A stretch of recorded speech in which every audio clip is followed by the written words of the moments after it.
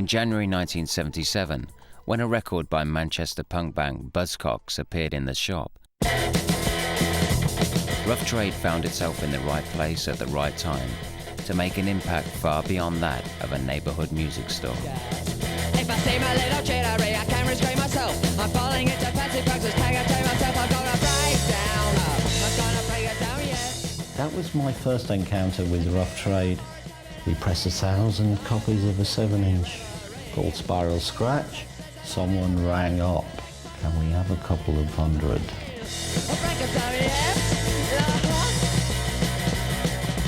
What Spiral Scratch did is that it showed that you could make a great record, fund it yourself, put it out on your own label, and you could sell 15,000 copies. Bango.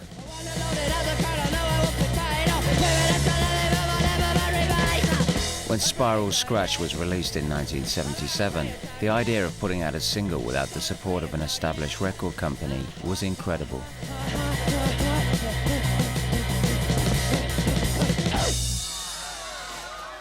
A handful of major record companies controlled most of the power in the music industry. I don't know how many of you out there are actually thinking of joining pop groups. And when Rough Trade signed this bunch of Belfast punks in 1978, they became not just an alternative ideological force, but genuine competitors in the commercial music world.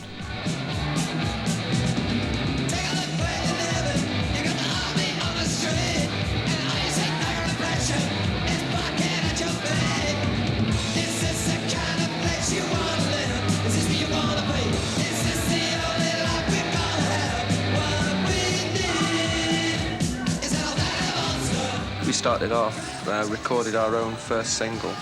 I got in touch with Rough Trade and they started to sell copies of that single for us.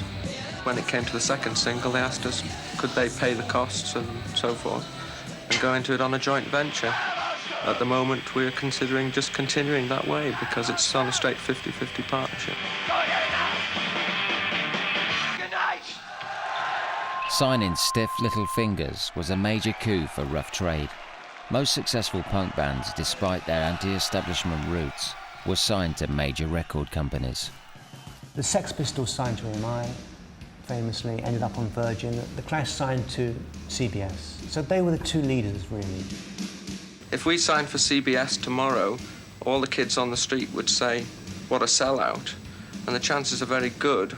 Our share of record sales would be at most a half of what we're making at the moment. In February 1979, Rough Trade and Stiff Little Fingers' first album was released. It went to number 14 in the charts, becoming the first independent album in British music history to sell over 100,000 copies.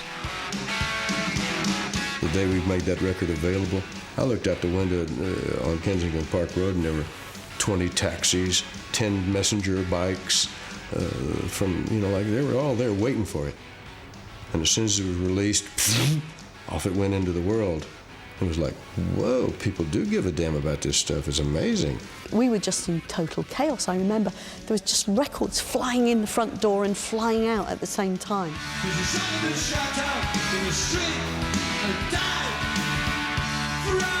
Stiff Little Fingers album, Rough One, was our very first album.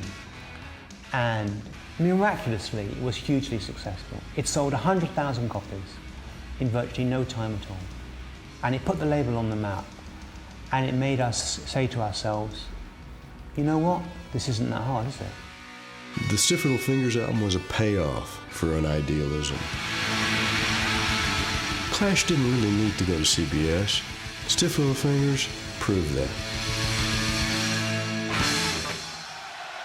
I mean, 100,000 copies, that generates a huge amount.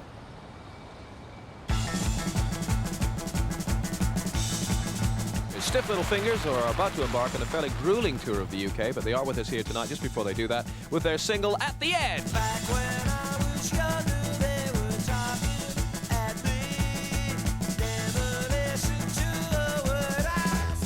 In 1980, Rough Trade's socialist radicals moved into new offices around the corner from the shop, and its debut album had smashed the chart monopoly of the major labels.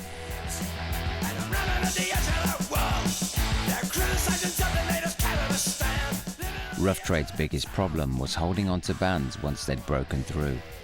And by the time Stiff Little Fingers made it to Top of the Pops in 1980, they were no longer a Rough Trade band.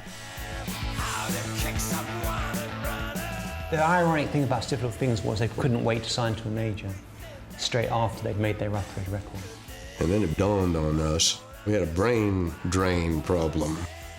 So there was always this anxiety about losing talent.